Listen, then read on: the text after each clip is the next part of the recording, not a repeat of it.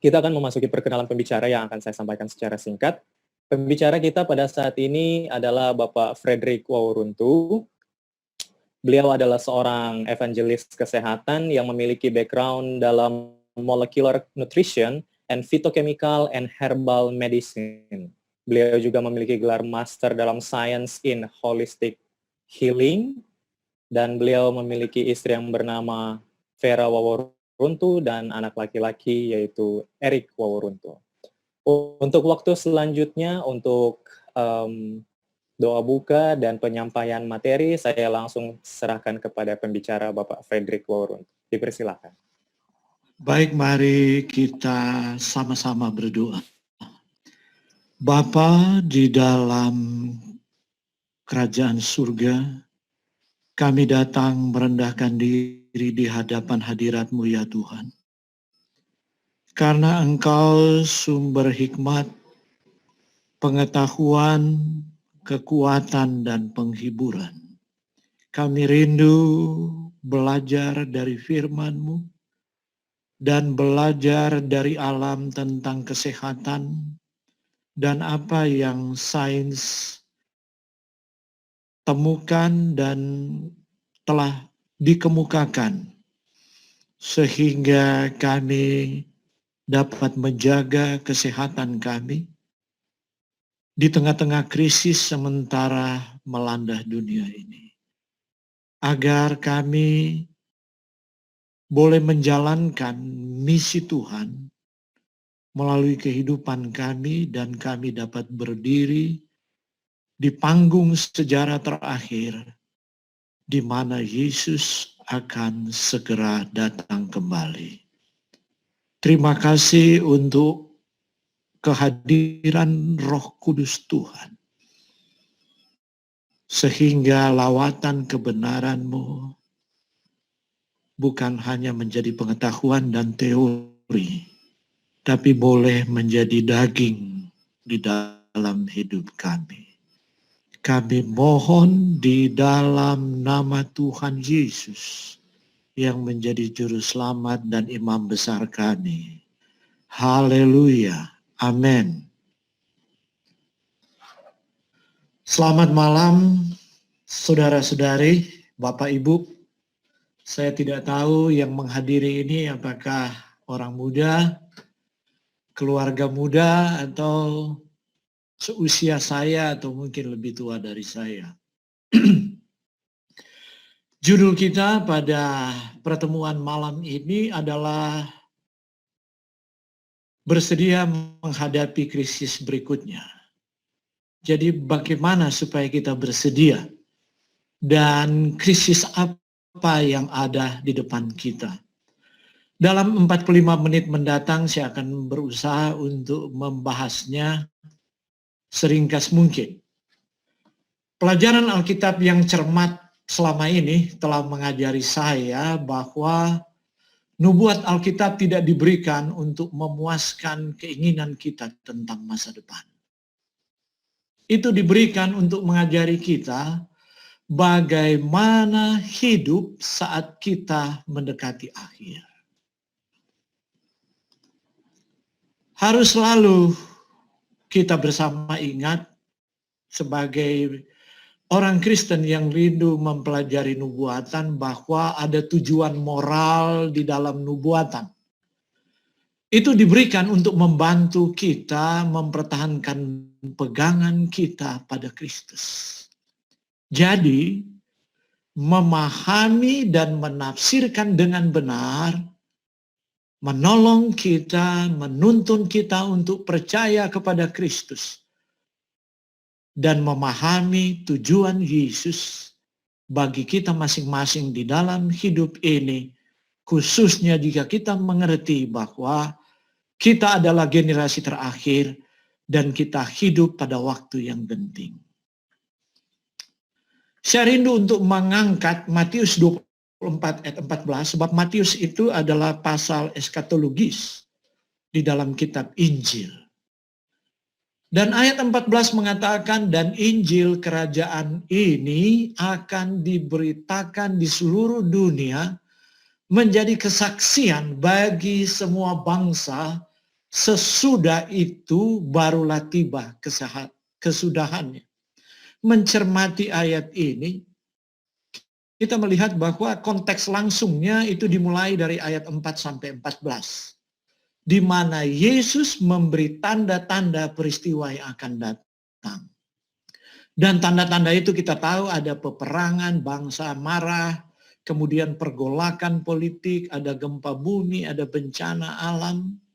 Dalam Matius pasal 24, tapi ada satu tanda yang tidak ada di Matius 24, tapi bisa dikonfirmasi dalam Lukas pasal 21, yaitu bala sampar. Baru kemudian Lukas juga menyebutkan ada ketakutan di laut, dan seterusnya. Dan kita melihat tanda-tanda ini semakin simultan. Om Frederick, sorry, apakah sudah share screen? Soalnya kami belum kelihatan. Belum. Saya belum share screen. Siap, thank you Om, sorry. Nah, jadi kenapa saya mengangkat pesan Injil ini? Karena setelah Yesus berbicara panjang lebar tentang tanda-tanda itu, Yesus mengatakan, Injil kerajaan ini akan diberitakan menjadi kesaksian kepada semua bangsa, baru tiba kesudahannya. Mengapa harus demikian? Sebab hanya pesan keselamatan melalui Injil yang jadi instrumen atau alat melaluinya Roh Kudus bekerja di dalam hati setiap manusia dalam berbagai bahasa dan bangsa, sehingga mereka dapat membuat pilihan. Tuhan tidak mungkin menghukum dunia ini jika Tuhan tidak memberi kesempatan untuk memilih kepada setiap orang. Dan Tuhan tidak akan menghukum dunia ini jika Roh Kudus tidak bekerja untuk menginklinasi semua manusia yang jatuh. Tidak pandang suku, bangsa, dan bahasa. Tidak pandang dia beragama apa sebelum dia beragama Kristen atau tidak beragama. Dia ateis atau agnostik, tidak peduli. Roh Kudus bekerja secara merata untuk menginklinasi saat pesan Injil yang kekal itu sampai. Baru tiba kesudahannya. Nah, sering ini, kenapa saya angkat ini? Ya, Matius 24 ayat 14, sering di dalam mimbar-mimbar populer, termasuk mimbar gereja Advent, pendeta terlalu sering menekankan ini untuk memberikan penghiburan semu, yaitu keamanan semu sebagai kabar damai sejahtera. Padahal kita sementara hidup di dalam waktu yang genting.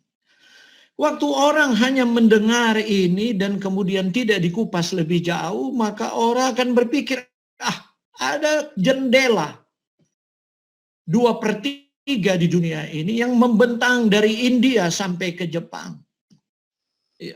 Di mana 2/3 bagian dari dunia ini Injil itu belum berkuasa. Injil sudah sampai, tapi orang belum mengambil keputusan. Jadi jangan menghibur diri dan mengatakan ada begitu banyak orang di dunia ini yang belum terima Injil. Jadi Yesus pasti belum akan datang pada generasi saya. Ini sebuah seruan damai sejahtera kepada gereja di atas dunia ini. Dan sayangnya seruan ini pun ada di dalam Masehi Advent hari ke-7.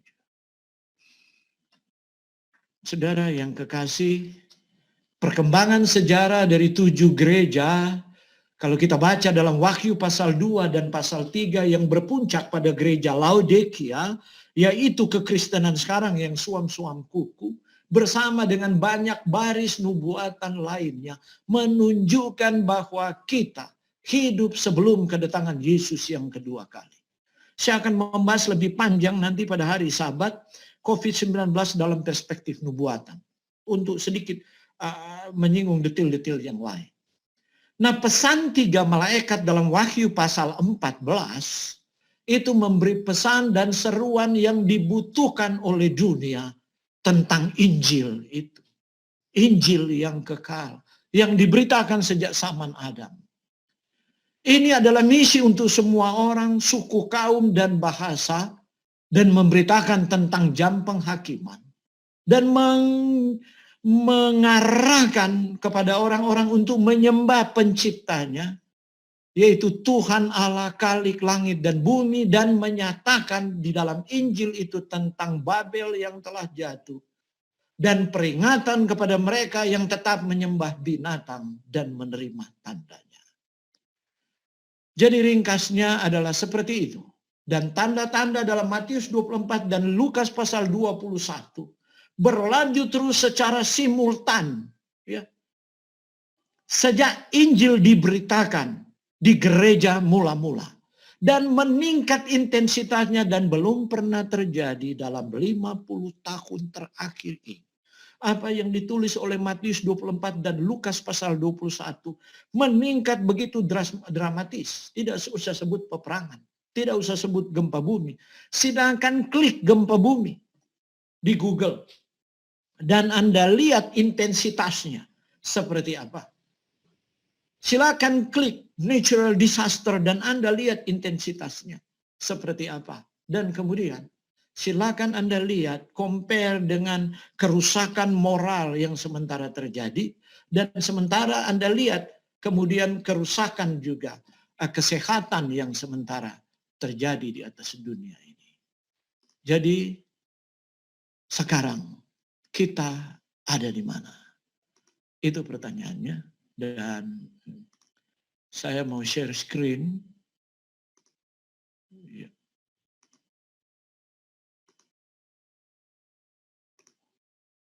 Agar supaya kita boleh melihat kita ada di mana di dalam nubuatan ini.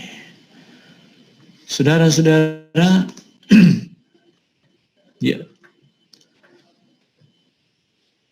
pandemi ini memberi guncangan yang cepat dan masif. Ya.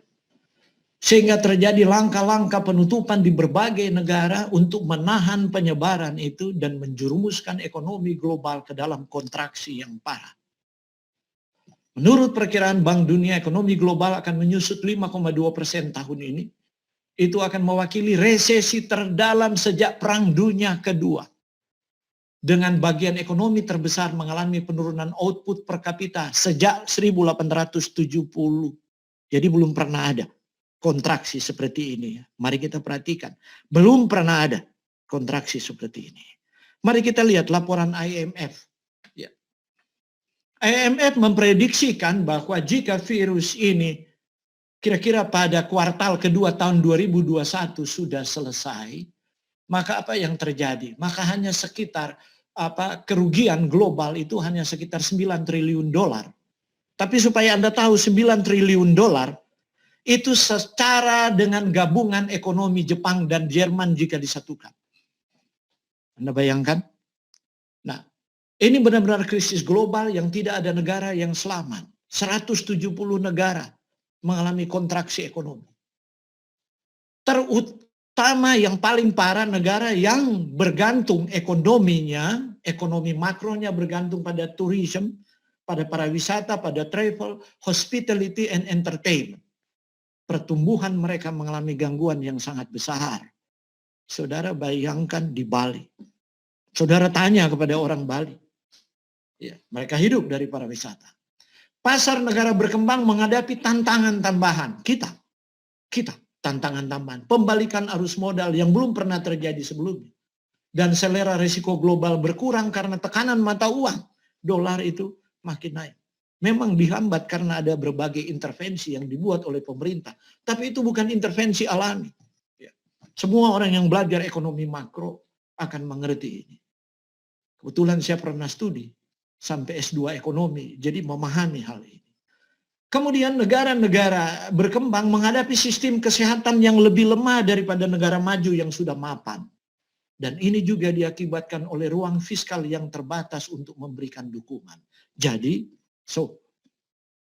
kita memasuki tahap dalam krisis keuangan besar-besaran yang membawa kekacauan dan kekacauan. Hanya itu saja ke dunia ini. Keruntuhan ekonomi akan menandakan bahwa kita memang berada di saat terakhir sejarah bumi ini. Jatuhnya pasar saham, tinggal kita tunggu. Pasar saham telah jatuh di 2006. Kemudian diintervensi luar biasa, tapi intervensi yang tidak alami. Dan kalau sampai dia jatuh pasar saham, yang mungkin merupakan peristiwa pemicu yang membuat status quo ekonomi runtuh. Ini akan mendorong apa? One world economic dan one world religion. Saudara, ya, Wahyu 13 ayat 16. Anda baca skenario di Wahyu 13 ada binatang yang keluar dari dalam bumi. Kemudian binatang itu menjalankan kuasa binatang pertama, dia binatang kedua. Dan kemudian dia membuat patung dari binatang pertama. Kemudian dia buat hidup patung itu. Dan dia suruh orang menyembahnya. Sehingga baik, kecil, besar, kaya atau miskin, merdeka atau hamba diberi tanda pada tangan kanannya atau pada dahinya. Saudara, dan tidak seorang pun dapat membeli atau menjual. Oke? Kenapa saya bawa Anda ke kontraksi ekonomi? Jika kontraksi ekonomi ini kita menunggu siklus dari pasar saham yang akan jatuh karena intervensi 2006 itu bukan intervensi alami. Waktu dia jatuh dan menyebabkan Yunani itu hampir bangkrut, negara Yunani. Dan Indonesia juga kelabakan, dan Anda tahu akan terjadi pergerakan demonstrasi dulu menantang Presiden Jokowi waktu dolar naik. Dan kita tahu itu, semua panik. Ini semua akan menggiring pada penggenapan Wahyu pasal 13, dilarang menjual membeli.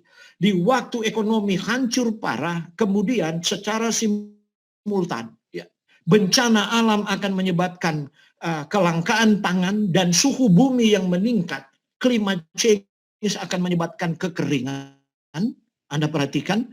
Dan kemudian hama belalang, sementara COVID sementara di India terjadi hama belalang. Dan hama belalang juga biasa di Indonesia. Itulah jangan heran kenapa Bapak Presiden perlu mengirim Menteri Pertahanan untuk membuka pertanian baru ke Kalimantan. Untuk membuka lahan jutaan hektar. Pernahkah kita bertanya sebagai orang yang memahami nubuatan? Ke depan next krisis adalah kehancuran ekonomi. Dan akan tiba pada pemenuhan nubuatan dilarang membeli atau menjual. Saudara, hanya 3 hari sebelum Yesus disalibkan, Yesus berbicara. Membandingkan peristiwa pada zaman Nuh dan waktu kedatangannya. Tetapi seperti zaman Nuh, demikian juga kedatangan anak manusia. Mereka makan dan minum, kawin dan mengawinkan. Sampai hari Nuh memasuki Bahtera. Dan tidak tahu sampai air bah datang dan mengambil mereka semua. Demikian juga kedatangan anak manusia. Perhatikan frasa, makan dan minum, kawin dan mengawinkan. Dunia kuno begitu egois. Yang ada di pikiran orang hanya makan dan minum. Saudara perhatikan zaman di mana kita hidup. Tidak ada kegilaan terhadap makanan dan minuman. Karena itu dunia ini menjadi disebut adalah dunia yang the obese world. Dan itulah obesitas itu menjadi akar dari berbagai penyakit degeneratif. Ya, saya telah membahas di banyak Zoom yang lain soal itu. Nah, kemudian Tuhan melihat bahwa kejahatan besar di bumi dan bahwa setiap niat hati pikiran selalu jahat, tapi Tuhan menemukan Nuh. Dan Nuh mendapatkan kasih karunia di mata Tuhan. Oleh karena kasih karunia Tuhan, kita juga dapat setia pada panggilan umat sisa di akhir zaman. Untuk mewartakan pesan Advent, kedatangan Tuhan yang berharga ini. Pertanyaannya, apakah Tuhan menganggap kita setia seperti Nuh? Kita harus merenungkan ini dalam-dalam.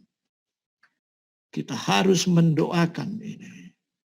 Kita harus berpuasa. Apakah kita setia seperti Nuh?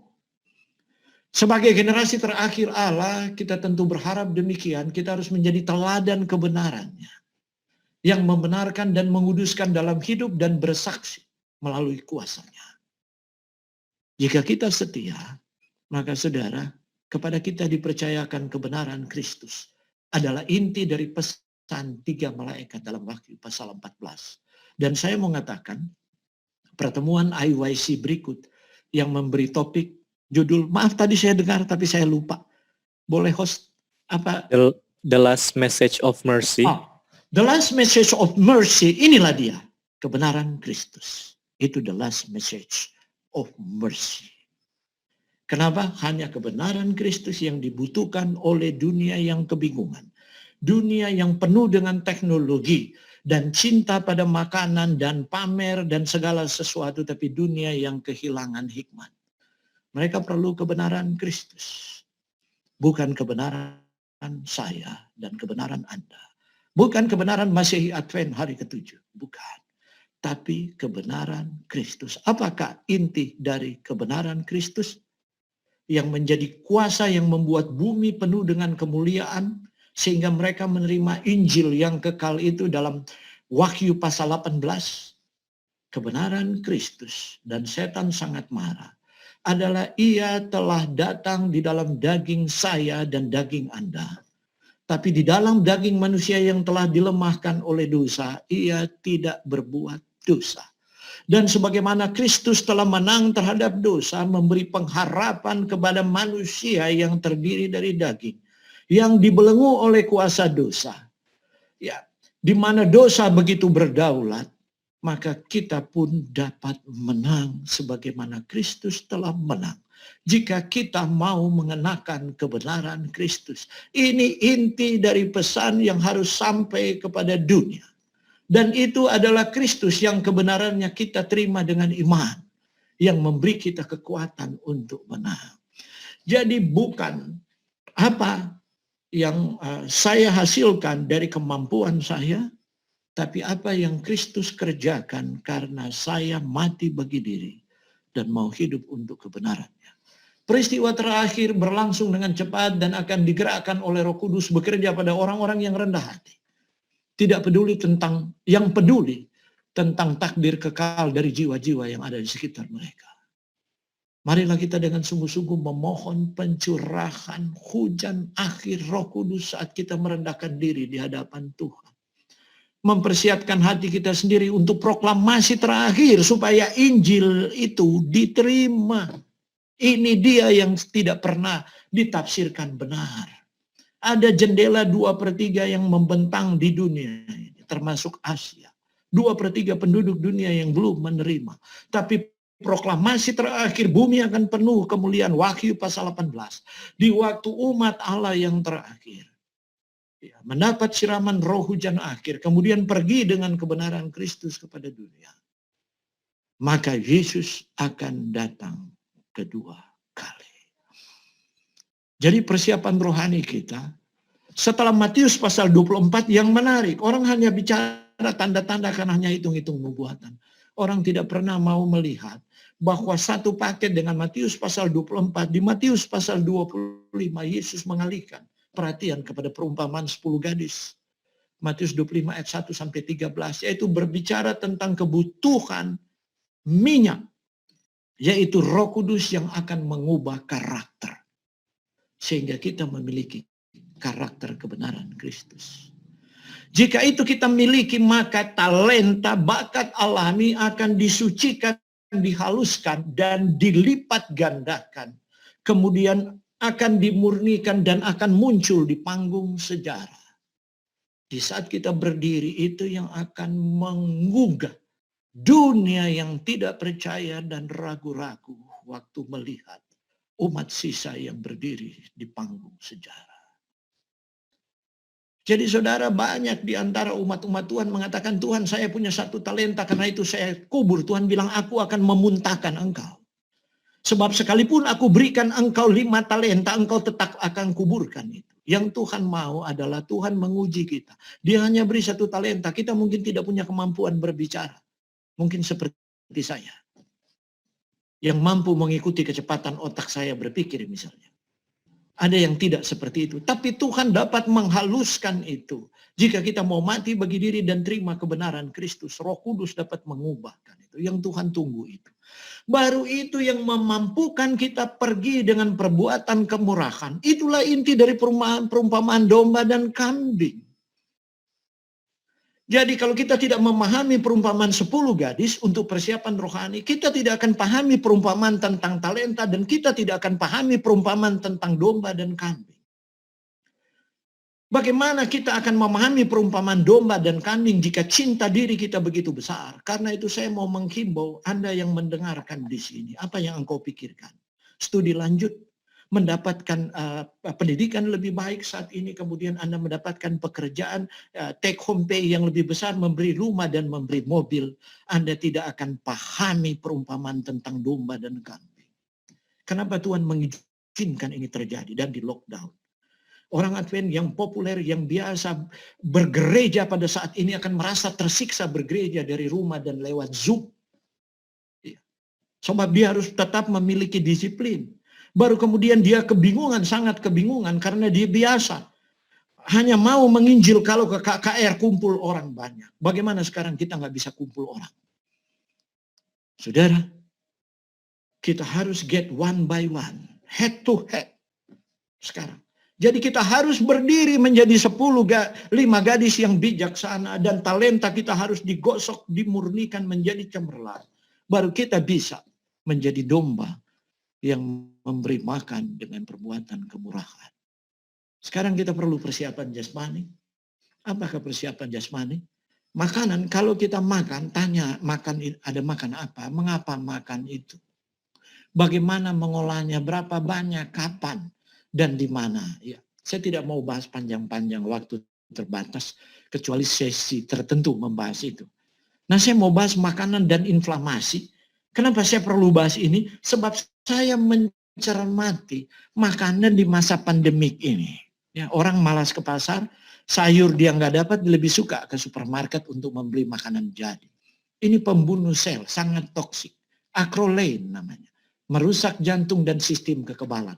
Makanan digoreng. Oke? Baru kemudian pembuat plak, perusak sistem kekebalan, lemak jenuh dan lemak trans. Ya. Anda dapat dari mana? Ya, makanan seperti ini. Makanan ini memberi rasa nikmat di waktu Anda stres dan Anda sembunyi di kamar, dan Anda mulai bisnis online, Anda mulai semua serba online, dan Anda merasa enjoy. Hati-hati, kalau Anda tidak akan berakhir dengan plak di pembuluh darah, dan walaupun Anda masih muda, mungkin bukan serangan jantung, tapi intelektual Anda akan menurun dan sistem imun Anda. Kalau sistem imun Anda menurun, Anda terpapar, itu berbahaya. Jangan menganggap saya muda. Nanti saya akan bahas tentang COVID. Mungkin besok saya akan sentil itu, tingkat kematian di tingkat orang muda ya. Pembuat plak, perusak sistem kekebalan, lemak jenuh dan lemak trans. Inilah makanan yang Anda bisa call Gojek, GoFood, GrabFood, dan sebagainya, mereka kirim ke kamar Anda. Karbohidrat yang tidak mengenyangkan, gula tinggi, serat rendah, indeks glikemik tinggi, perusak sistem imun, dan pembuat plak. Nah ini dia, Anda mau makan 1 kilo pun Anda tidak akan kenyang. Kemudian ya, makanan-makanan seperti ini. Dan mari kita lihat, ya generasi muda terlalu senang seperti ini. Kalau sekali-sekali mungkin sistem imun Anda tidak akan rusak. Tapi bagaimana Anda tiap hari Anda makan? Dan Anda akan menuai akibatnya ya, karbohidrat yang tidak mengenyangkan. Dan selalu ini ditutup dengan ini. Ya. Jadi Anda lihat ini karbohidrat yang tidak mengenyangkan, gula tinggi, serat rendah, indeks glikemik, belum ditambah trans fat. Maka sistem imun Anda akan rusak dan plak akan terjadi. Baru satu-satunya nasi sebagai orang Indonesia Anda makan adalah beras putih. Tapi beras putih Tuhan tidak pernah ciptakan.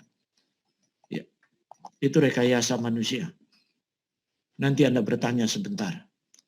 Jadi Amsal 22 ayat 3 katakan, kalau orang bijak melihat malapetaka, bersembunyilah ia. Tetapi orang yang tak berpengalaman berjalan terus selalu kena celaka. Jadi jangan kita anggap calamities itu hanya natural disaster. Hanya bencana alam dan bencana virus, malapetaka virus. Malapetaka juga terjadi di atas meja makan. Ya. Cuma dia tidak membunuh 1-2 tahun. Mungkin 10 tahun, 15 tahun, 20 tahun, 30 tahun. Oke, jadi makan orang Inggris katakan eat. Tapi kalau tidak makan mereka katakan dead. atau kurang makan, ya Anda akan berakhir dengan kematian, atau kelebihan makan sakit dulu atau mati, atau salah makan sakit dan mati. Oke.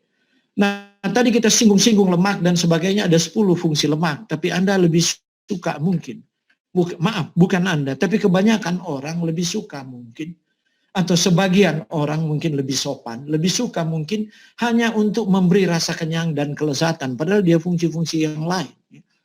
Dan mari kita lihat ada lemak baik. Anda lihat lemak baik itu ada flaxseed, biji labu, kedelai, jagung, wijen, kacang, dan kelapa. Tapi Anda lihat urutan kebaikannya itu untuk Anda konsumsi. Anda mau Anda punya otak hebat, omega 3 dan omega 6 mesti seimbang. Otak dan sistem imun. Omega 9 ya secukupnya, tapi Anda tidak perlu lemak jenuh.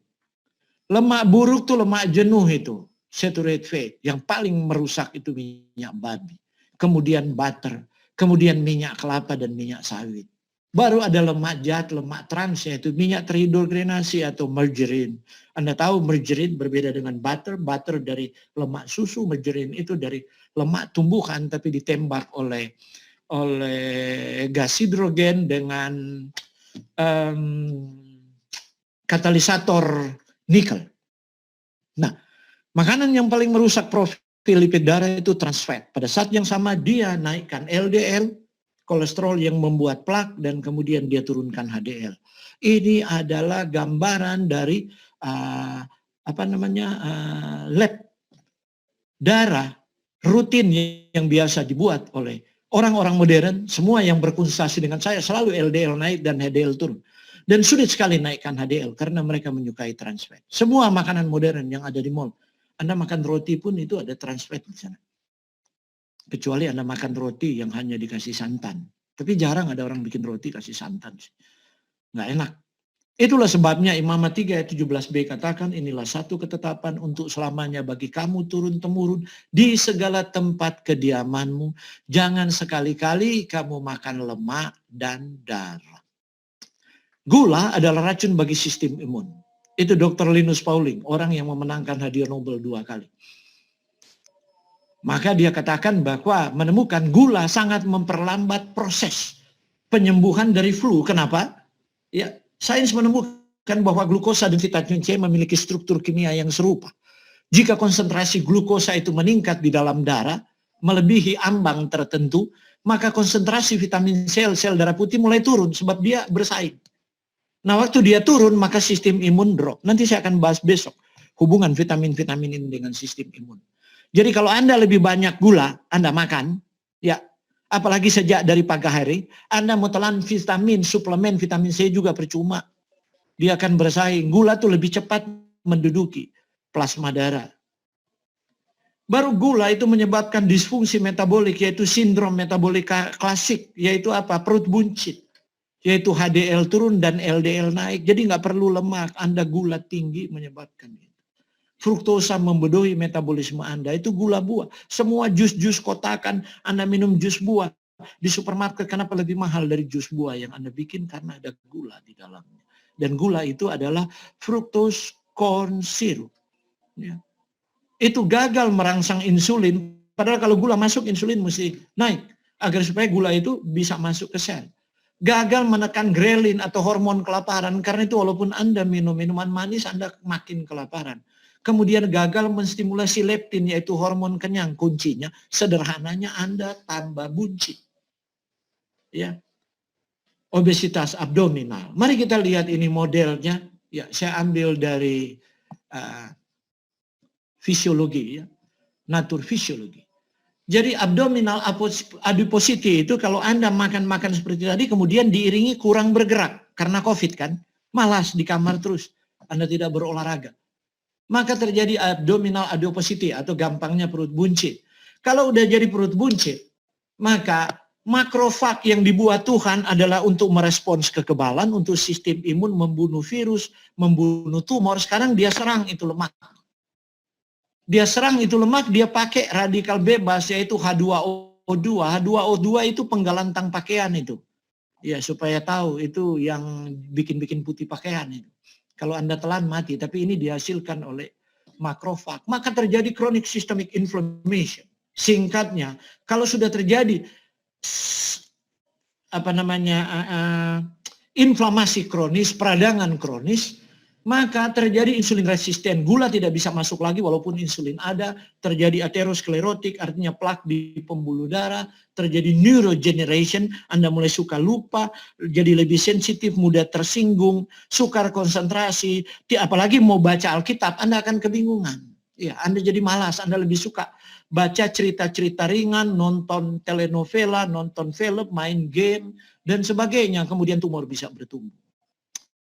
Tahun 88 Profesor Gerard Reaven memberi kuliah pada American Diabetic Association, dia menciptakan istilah sindrom X, metabolic syndrome, insulin resistant syndrome. Itu obesitas abdominal atau perut buncit, yaitu penimbunan lemak yang proinflamasi, selalu mengakibatkan ada plak di pembuluh darah, kemudian sindrom metabolik.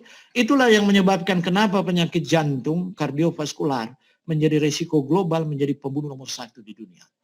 Jantung koroner, stroke, ya, dan penyakit diabetes. Jadi saudara-saudara, sementara kita stres karena COVID menyebabkan banyak masalah ekonomi, pengurangan tenaga kerja, pembatasan jam kerja, pengurangan take home pay, itu kan bikin stres. Maka kita cenderung suka simple acting karbohidrat, yaitu tepung dan gula. Ini yang menyebabkan perut buncit. Dan Anda tidak akan bersedia. Tidak akan bersedia untuk menghadapi krisis berikutnya. Karena kesehatan menjadi rentan. Sistem imun menjadi rentan. Kemudian itu menjadi gudang cytokine. Jadi waktu virus datang walaupun Anda masih muda. Sebab di Italia telah diungkapkan. Bahkan di Amerika, tingkat kematian yang muda itu hanya mereka yang berat badan berlebihan dan punya lemak inflamasi yang menjadi systemic inflammation. Disebabkan karena lemak visceral yang meningkat dan itu menjadi gudang cytokine. Anda tahu virus itu tidak membunuh, tapi yang membunuh adalah cytokine storm. Respons imun dan terjadi badai cytokine. Saya akan menjelaskan lebih jauh. Nanti mungkin besok ya, sebab besok berbicara tentang sistem imun dan COVID-19. Tuhan memberkati kita.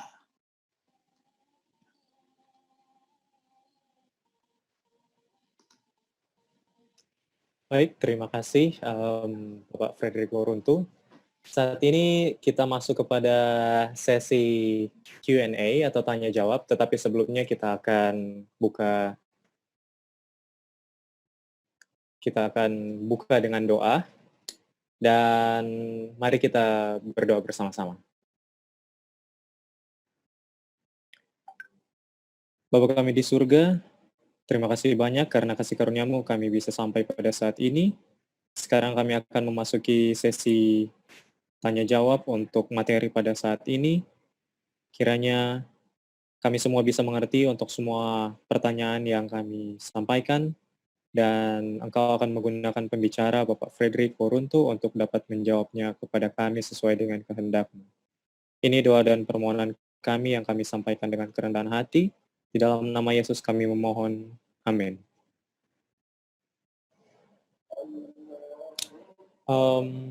Di sini ada satu pertanyaan, Om Frederick. Pertanyaan mengenai beras putih. Tadi sempat dikatakan bahwa beras putih itu adalah merupakan satu ciptaan. Mungkin Om Frederick boleh... saya katakan rekayasa. Rekayasa artinya begini. Tuhan menciptakan beras hitam, Tuhan menciptakan beras merah, Tuhan menciptakan brown rice, beras coklat, Tuhan menciptakan beras hijau. Itu dikembangkan oleh orang Indian dan di Panama masih ada kultivasi dari beras hijau ya. Tuhan tidak pernah menciptakan beras putih. Itu manusia rekayasa, manusia giling itu. Disosok, dibuang semua kulit ari. Padahal di dalam kulit ari itu mengandung nutrasetikal yang hebat, zat-zat bioaktif yang akan mengendalikan kolesterol, mengendalikan gula darah. Tuhan bikin satu paket. Kita cuma makan karbohidratnya, endospermnya, tapi kita buang germnya. Di situ ada asam lemak esensial, di situ ada vitamin, mineral, di situ ada asam aminonya, dan di situ ada kemampuan anti kanker ada di situ. Tapi sayang ilmu gizi yang dulu itu salah. karena kekurangan alat-alat dan terlalu percaya pada dogma yang diajarkan pada profesor-profesor karena begitu dikagumi. Dan mereka tidak punya alat-alat laboratorium sehingga mereka mengatakan bahwa kulit ari dari beras itu adalah penghalang untuk penyerapan nutrisi. Ya, karena mengandung asam fitat. Sekarang asam fitat diubah namanya menjadi inositol heksafosfat karena dia punya kemampuan untuk against cancer. Anda lihat sains itu. Sains itu seperti bujur sangkar emas. Kita beli bujur sangkar emas mahal-mahal, yaitu kita kuliah dan sebagainya pada bidang tertentu. Kita buka sangkar, kita masuk di dalam, kita kunci, kemudian buang kuncinya. Di waktu kita mau keluar, nggak bisa keluar lagi dan kita teriak-teriak. Sains seperti itu. Kalau tidak ada hikmat. Sebab sains pun tidak luput dari intervensi setan. Jadi, makanlah beras buatan Tuhan. Beras hitam, beras merah, beras coklat, brown rice, dan beras hijau. Tapi kalau Anda sudah kanker penyakit kardiovaskular, beras hitam yang saya anjurkan. Oke, itu jawaban saya. Baik, terima kasih. Ada pertanyaan lagi di sini. Kalau memulai pola makan atau pola hidup yang sehat, bagaimana memulainya? Mau berhenti semua makanan tidak sehat, tetapi bingung membuat makanan yang sehat. Makanan yang sehat itu gampang. Ya. Buka aja Alkitab dan minta hikmat, baca Kejadian pasal 1 sampai Kejadian pasal 2, Anda akan temukan di sana. Tuhan suruh makan pertama buah-buahan, kemudian biji-bijian, kacang-kacangan, polong-polongan, kemudian setelah berdosa ditambah sayur-sayuran. Sederhana kan?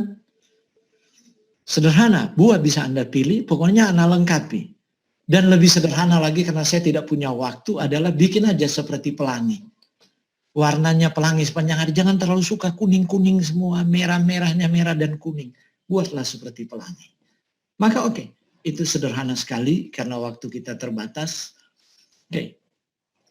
Tapi kalau Anda perlu mungkin secara teknis carilah waktu, kemudian ikuti Zoom saya, mungkin ada pembahasan-pembahasan yang lebih detail soal itu.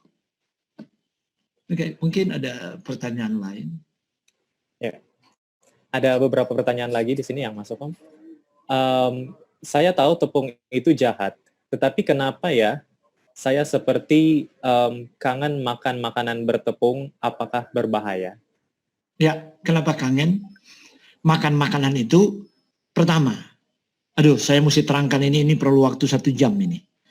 Jadi itu sindrom dari tepung itu sindrom stres itu ya. Jadi cepat sekali dia masuk simple acting karbohidrat itu cepat sekali meningkatkan serotonin. Oke, baru kedua itu sudah ada di benak. Jadi ada di ujung-ujung daripada neurotransmitter kita ada bauton selera. Itu kira-kira ada satu sinaps itu mengandung kira-kira 1000 neuron. Jadi selera kita itu disimpan di situ dari kecil. Seberapa lama Anda kemudian jadi habit itu, jadi kebiasaan. Jadi kalau tidak makan Anda jadi gila begitu. Otak itu minta karena Anda punya metabolisme sudah diset demikian. Padahal itu merusak. Bayangkan orang diabetes masih kecanduan gula dan tanya, Pak Waruntu tolong Pak Waruntu gula apa yang baik bagi saya. Saya hanya bercanda begini. Bapak Ibu mohon maaf ya. Nggak makan gula aja udah jadi pabrik gula. Kok masih minta gula? Masih sayang hidup atau sudah mau bunuh diri melalui makanan? Jadi Anda lihat sudah jadi sugar craving karena seperti itu. Jadi kenapa ya? Ya itu jawabannya. Caranya untuk counter itu adalah kembali memakan makanan yang Tuhan ciptakan itu berserat tinggi. Itu hanya perlu waktu 28 hari maksimal. Itu sudah berubah gitu. Tapi kalau sudah lupa, jangan kepingin lagi. Yang susah, selera kita udah teratur, metabolisme kita, tapi pikiran kita tidak bisa melupakan. Kadang-kadang terbangun tengah malam pingin. Kadang-kadang lagi tidur santai lagi itu pingin. Nah itu ujian-ujian terhadap makanan. Karena itu saya katakan tidak ada lompatan kuantum terhadap makanan kesukaan kita di waktu masa kesukaran. Tidak ada makanan dilarang menjual membeli. Sebab pena inspirasi telah berkata, setan akan menang jika kita bertahan di kota karena kelaparan. maka setan akan menang. Tidak ada umat pilihan pun yang bisa bertahan. Kecuali kita pergi country living dan mulai menanam makanan kita. Karena pembajakan itu. Kenapa saya memahami frasa ini? Sebab secara ilmiah saya tahu bagaimana pembajakan makanan. Ya. Dan setan tahu itu. Karena itu dia harus bawa ke sana. Ya. Kenapa setan tahu? Sebab dia telah berhasil dari laboratorium pertama. Laboratorium pertama itu di Taman Eden. Oke, berikutnya. Oke, terima kasih. Yang selanjutnya, Om. Bagaimana dengan penggunaan gula aren dalam kurung merah? Apakah kadar glukosa dalam buah dapat berlebihan ketika kita salah makan buah-buahan? Bisa ada contoh? Oke, gula aren itu bagus. Itu indeks glikemiknya sekitar 38 ya gula aren ya. Kalau gula aren yang benar ya, yang nggak bohong-bohong ditambah koagulan dan sebagainya. Ada gula aren yang benar, carilah di Sulawesi Utara, semua organik, nggak ada pernah orang pupuk pohon aren. Dan nggak ada orang tambah-tambah bahan pengawet. Itu Sulawesi Utara. Itulah sebabnya Belanda mendirikan pabrik gula semut di Sulawesi Utara. Untuk dikirim ke Eropa, dikirim ke Belanda dan Belanda jual lagi ke seluruh Eropa. Nah, oke, kembali ke itu. Sementara nasi putih itu indeks glikemiknya mungkin 70 ya, hampir 80. Sementara glukosa indeks glikemiknya 100. Seberapa cepat mereka memukul, merangsang insulin itu ya, dan memaksa memberi tekanan pada beta sel Langerhans di pankreas. Nah, tapi itu jangan, wah boleh Pak Waruntu bilang boleh, kemudian Anda makan gula aren keterusan, gitu loh. Nah, tapi bagaimana dengan papa, mama, kakek, nenek kita di kampung dulu makan gula aren pun tiap pagi. Jangan lupa, habis dia minum air gula aren, saya tahu itu. Habis minum gula aren 1 mug besar dikasih jahe, dia ke kebun jalan kaki 5 kilo itu. Kemudian dia macul. Kita kan ke kantor naik mobil dan duduk di belakang komputer. Itu perbedaannya. Itu persoalannya. Baru kemudian kembali kepada jadi kalau Anda banyak duduk hindari gula sama sekali. Bagaimana dengan buah? Ya buah manis juga seperti lengkeng, mangga arum manis, itu fruktos tinggi. Itu menyebabkan tadi membungkem Anda punya leptin, hormon rasa kenyang, dan kemudian tidak bisa memblok grelin. Ya, hormon lapar itu membuat Anda kelaparan terus. Pokoknya semua buah yang manis, apalagi buah rekayasa genetik yang manis, meningkat manisnya luar biasa. Dan jus-jus kotakan yang Anda tahu ditambah fruktosa. Ya, coba Anda makan lengkeng 1 liter, pasti batuk walaupun Anda lagi nggak batuk. Dulu saya nggak ngerti loh. Sampai saya sudah sarjana S1 loh, belajar biologi, saya nggak ngerti sebelum belajar molecular nutrition. Ya, oh ini mekanismenya. Kenapa kalau sudah makan lengkeng banyak saya mulai batuk dan ada 3 hari seperti sistem imun itu drop. Atau makan mangga arum manis yang banyak seperti itu.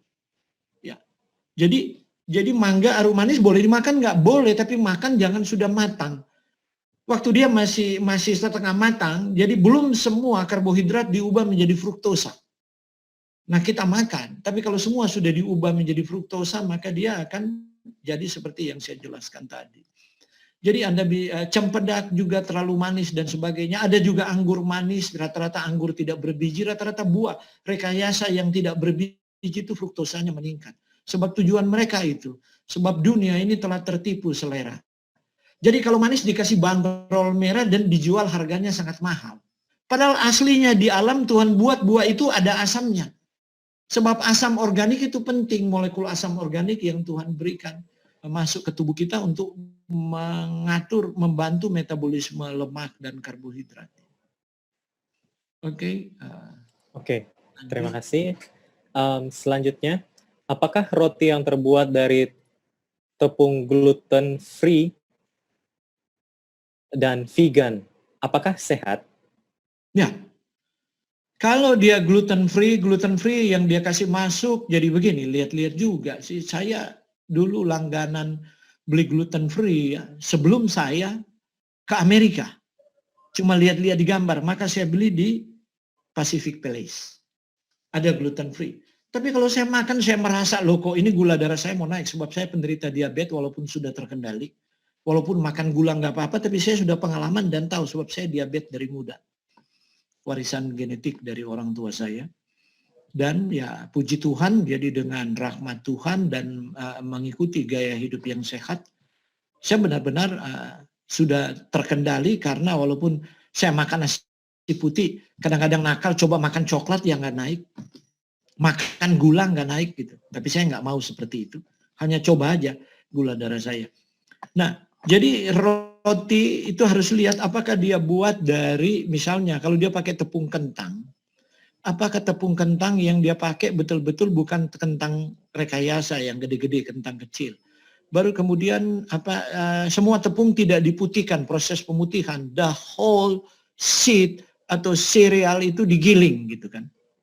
Jadi kalau dia campur misalnya tepung kentang biasa mereka pakai, tapi kalau tepung jagung janganlah. Sebab tepung jagung, semua jagung yang ada dibikin tepung itu jagung rekayasa, itu sweet corn. Jangan pernah makan sweet corn. Ya. Makanlah jagung alam itu, tapi nggak enak Pak Wauruntu. Ya memang nggak enak, rasa ampas-ampas di sini dan nggak enak sekali. Tapi itulah faktor pembatas yang Tuhan buat karena ada resistant starch di sana. Jadi intinya ya kita kalau tepung beras, whole rice, kemudian whole potatoes itu dan lain-lain ya. Nanti saya di Amerika baru saya lihat, waduh, kalau vegan yang gluten free itu, sorry, kalau Anda nggak gergaji, rotinya itu nggak digergaji kemudian celup di kuah panas dan Anda makan, nggak bisa kemakan. Ya, itu baru benar gitu loh. Dia memang keras sekali. Tapi kalau dia sudah empuk, apakah dikasih pengembang atau dikasih apa, saya nggak tahu. Minimal mereka tambah hanya minyak zaitun yang bisa ditambah. Yang lain-lain tidak ditambah. Selain campur tepung-tepung tadi yang dimodifikasi. Oke, ada pertanyaan yang lain mungkin? Ada 2 pertanyaan lagi ini, Om. Apakah jagung hibrida sama kandungan vitaminnya dengan jagung manis? Berbeda. Tapi alangkah baiknya kalau jadi jagung dalam ya. Kalau dibilang jagung dalam itu begini, jagung dulu F1, contoh Manado kuning, ya, atau Mutiara Flint yang Kota Mobagu punya, Dumoga punya. Jadi dia putih dan pulen sekali. Filipina saya tahu punya itu. Thailand juga punya. Apalagi kalau dapat jagung ungu. Atau Manado kuning. Itu tingginya bisa 3 meter pohon jagung. Tapi lama sekali dia bisa 6 bulan. Kemudian tongkolnya bisa 30 cm dan segede-gede ini. Makan satu aja udah puas. Dan walaupun jagung muda dimakan itu gigi itu di sela-sela gigi. Pokoknya serat-seratnya apa dan kemudian capek mau ngunyah gitu. Ya seperti itu. Jagung hibrida pun dari jagung rekayasa ya karbohidratnya sudah meningkat dan nilai cernanya sudah lebih baik. Selalu ilmu nutrisi, clinical nutrition selalu mau tingkatkan nilai cerna. Dan mereka mengabaikan kenapa Tuhan memberi serat di situ dan resistant starch. Jadi resistant starch itu jadi pati Indonesia bagaimana ya? Pati resisten ya. Itu penting untuk menahan gula darah, itu penting bagi bakteri usus kita untuk diubah menjadi short chain fatty acid yang mempengaruhi otak kita. Besok saya akan bahas lebih banyak di masa new normal bagaimana supaya otak tetap brilian. Ya. Oke. Ya. Baik. Pertanyaan terakhir, Om. Apakah ada makanan atau obat herbal yang harus makan untuk memperbesar atau membuka pembuluh darah jika terjadi penyempitan pembuluh darah yang berdasarkan hasil CT harus dioperasi? Wah, itu maksudnya harus dioperasi artinya apa? Mesti di ring. Kalau mesti di ring nggak ada pembuluh darah dioperasi ya. Pembuluh darah yang tersumbat itu mesti di stand, di ring atau di bypass. Nah kalau itu sudah terjadi kadang-kadang sudah telat tapi ada harapan yaitu change lifestyle. Kembali aja ke Eden dan tentu ada hal-hal teknis misalnya herbal dan protokol. Tapi saya mau beri harapan. Sering di tiap seminar saya tunjukkan ini. Anda bisa baca. Undo it. Kata undo kalau di komputer Anda salah ketik, di undo it. Apa yang dikatakan di situ? How simple lifestyle change can reverse most chronic disease. Ini diterbitkan 2019. Waktu saya datang kedua kali untuk seminar lifestyle medicine, maka Profesor Lifestyle Medicine ini orang paling legendaris pertama di dunia yang mempublikasikan lifestyle medicine, dia launching bukunya ini. Ini terbukti selama 40 tahun dia bisa undo it, dia berani tulis undo it. Dan buku ini dikomentari oleh banyak ahli nutrisi dunia. Jadi bukan sekedar reverse tapi undo it. Jadi most chronic disease, penyakit diabetes, penyakit jantung dan lain-lain hanya simple lifestyle. Anda kembali ke Eden, ya. Kemudian ditambah apa? Move more, bukan eat more. Move more, yaitu bergerak senantiasa. Bukan cuma olahraga. Tapi kalau Anda di kantor 10 lantai ketimbang naik lift adalah naik tangga. Kalau Anda jalan ke supermarket di depan 200 meter untuk belanja ketimbang naik sepeda motor, jalan kaki. Itu hanya sekitar kira-kira 1 blok gitu loh. Jadi move more, baru kemudian eat well, stress less, dan love more. Jadi rupanya cinta, kasih itu mampu mereduce stres. Ya, ada banyak hal yang menarik tapi waktu kita terbatas. Tapi saya mau katakan bahwa ada harapan. Sains mengatakan itu sudah terbukti dan sains ini sejalan dengan Alkitab. Ya, kalau dulu ditentang, dia sangat ditentang. 20 tahun dia dibenci di Amerika.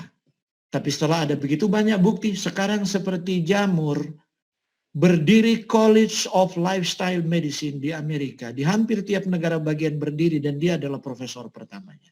Itu membuktikan bahwa Alkitab benar. Sejak di Eden. Tuhan memang izinkan sebelum Tuhan datang, setiap firman-Nya digenapi. Oke, ada pertanyaan lagi? Baik, terima kasih Om. Pertanyaannya sudah habis. Ya. Dan sebelum kita nanti doa tutup yang mohon kesediaan Om Frederick, mungkin ada beberapa kalimat terakhir mengenai materi di saat ini. Dipersilakan. Bukankah hidup itu lebih penting dari makanan? Yang tanya bukan saya, tapi Yesus yang katakan di Matius pasal 6. Itu paragraf kedua ayat berapa Anda bisa baca.